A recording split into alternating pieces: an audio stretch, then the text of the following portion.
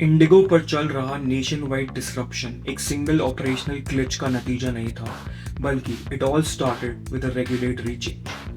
1 नवंबर 2025 को डीजीसीए के नए flight duty time limitation norms यानी एफडीटीएल फुल्ली एनफोर्स हो गए। इन अपडेटेड रूल्स ने पायलट्स और केबिन क्रू के ड्यूटी आवर्स, रेस्ट पीरियड्स और नाइट ऑपरेशन लिमिट्स को काफी रिस्ट्रिक्ट कर दिया।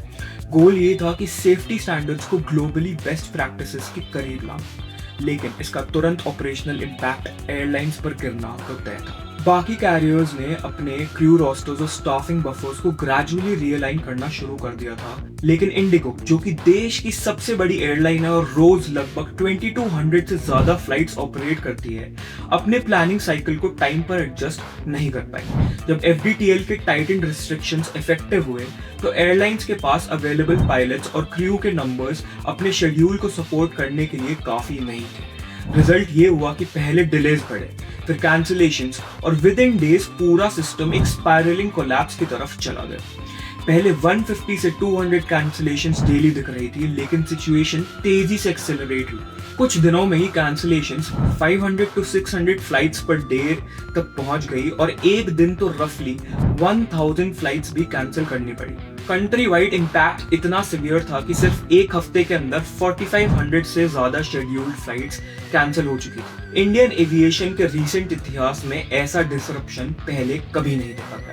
एयरपोर्ट्स ओवरक्राउडेड हो गए, पैसेंजर हैंडलिंग सिस्टम्स कोलैप्स कर गए और अल्टरनेट कैरियर्स पर अबनॉर्मली हाई लोड आ गया। इस पूरी सिचुएशन पर रेगुलेटरी रिएक्शन भी इक्वली स्विफ्ट रहा। डीजीसीए ने इंडिगो के सीईओ को शो कॉज नोटिस इशू किया, ये कहकर कि एयरलाइन एफडीटीएल ट्रांजिशन के लिए बिल्कुल भी प्रिपेयर्ड नहीं थी और इस ऑपरेशनल फेलियर की वजह से पैसेंजर्स को सिग्निफिकेंट हार्डशिप्स झेलने पड़े।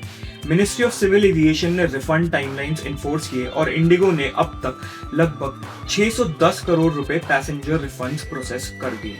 लेकिन ग्राउंड रियलिटी ये है कि रिफंड एक फाइनेंशियल करेक्टिव एक्शन जरूर है, पर जो इनकन्वीनियंस लाखों ट्रैवलर्स ने फेस किया, वो पैसे से कंपनसेट नहीं हो सकता। फैमिलीज ने इंपॉर्टेंट इवेंट्स मिस किए, बिजनेस ट्रैवलर्स अपने कमिटमेंट्स तक नहीं पहुंच पाए और कितने लोगों ने लास्ट मिनट इन्फ्लेटेड फेयर्स पर ऑल्टरनेटिव बुकिंग्स करी। इस पूरे क्राइसिस के वजह से डीजीसीए ने कुछ एफडीटीएल क्लॉजेस कुछ टाइम के लिए रिलैक्स भी किए, जैसे नाइट लैंडिंग रिस्ट्रिक्शंस और रेस्ट कैलकुलेशन पीरियड्स, ताकि इमीडिएटली ऑपरेशनल स्टेबिलिटी बन सके। पर ये सिर्फ एक शॉर्ट टर्म इंटरवेंशन है। लार्जर क्वेश्चन ये है कि एक डोमिनेंट एयरलाइन जिसका डोमेस्टिक मार्केट शेयर 60% के करीब है, अगर फेल होता है तो पूरी एविएशन इकोसिस्टम के लिए सिस्टमैटिक रिस्क क्रिएट हो जाता है। ये क्राइसिस ने ये भी हाईलाइट किया कि man power planning, training pipelines और रोस्टर मॉडलिंग जैसे बैक एंड प्रोसेस कितने क्रिटिकल होते हैं और उनमें थोड़ी सी भी शॉर्टफॉल कितना बड़ा नेशन वाइड डिसरप्शन क्रिएट कर सकती है। क्राइसिस के बीच इंडिगो के सीईओ पीटर एल्बर्स ने पब्लिक स्टेटमेंट दिया, जिसमें उन्होंने सिचुएशन को अनप्रेसिडेंटेड ऑपरेशनल स्ट्रेस का, पैसेंजर से अपॉलजी एक्सटेंड की और ये अश्योरेंस दिया कि ऑपरेशंस 10 से 15 दिसंबर के बीच लार्जली स्टेबलाइज हो जाएगा।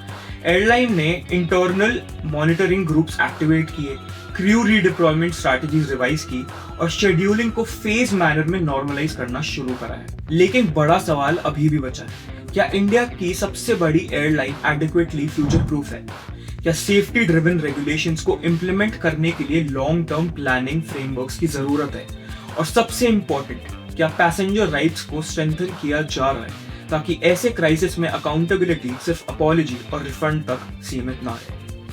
आपको हमारी वीडियो कैसी लगी? अगर आपको वीडियो पसंद आई तो लाइक करें, शेयर करें और कमेंट्स में अपनी राय लिखना बिल्कुल ना भूलें।